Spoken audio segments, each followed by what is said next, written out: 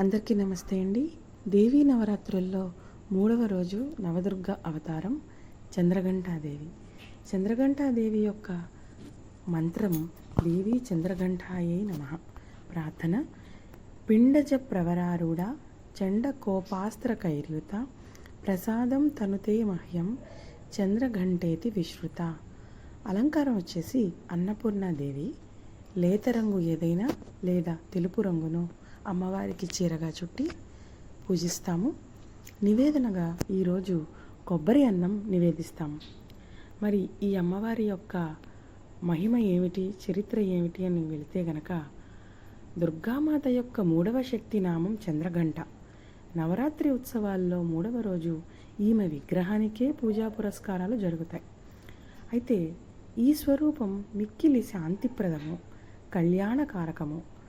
ఈమె తన శిరమున దాల్చిన అర్ధచంద్రుణ్ణి ఘంటాకృతిలో కనిపించడం వల్ల చంద్రఘంట అనే పేరు స్థిరపడిపోయింది. ఈమె శరీరం కాంతి బంగారు వన్నెలలో మెరుస్తూ మిలమిలలాడుతూ ఉంటుంది. తన 10 చేతులలో ఖడ్గము మొదలైన శస్త్రములను, బాణము మున్నగు అస్త్రములను ధరించి సర్వదా సమరసన్నాహయై యుద్ధముద్రలో ఉండే దివ్యమంగళ స్వరూపం. ఈమె గంట నుండి వెలువడే భయంకర ధ్వనులను విన్నంత క్రూరులైన దుష్టులు గడగడలాడిపోతారు, భయపడిపోతారు. మరి నవరాత్రి దుర్గా పూజలలో 3వ రోజు సేవ మిక్కిలి మహిమోపేతమైనది.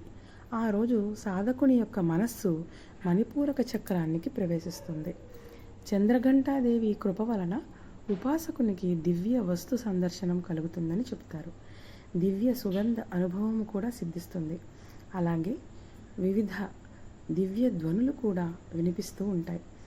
ఈ దివ్య అనుభూతి కొరకు సాధకుడు సావధానుడై ఉండాలి. ఈ మాత కృప వలన సాధకునికి సమస్త పాపాలు, బాధలు తొలగిపోతాయి. ఈమె ఆరాధన సద్య ఫలదాయకము, అంటే మంచిది. ఈ దేవీ స్వరూపము దుష్టులను అణిచివేయటంలో, హతమార్చుటలో అనుక్షణము సన్నిధురాలై ఉంటుంది. అయినప్పటికీ భక్తులు, ఉపాసకులకు ఈమె స్వరూపము మిక్కిలి సౌమ్యముగాను ప్రశాంతముగాను కనబడుతూ ఉంటుంది. మరి ఈమెను ఆరాధిస్తే సాధకునిలో వీరత్వ, నిర్భయత్వములతో పాటు సౌమ్యత, వినమ్రతలు కూడా పెంపొందుతాయట. ఈ సింహవాహనమును ఉపాసించేవారు సింహ సదృశులై పరాక్రమశాలురుగా, నిర్భయులుగా ఉంటారు. ఈమె ఘంటానాదము భక్తులను భూత ప్రేతాది బాధల నుండి కాపాడుతుందని, ఈమెను సేవించినంతనే శరణాగతుల రక్షణకై అభయఘంట ధ్వనిస్తూ ఉంటుంది.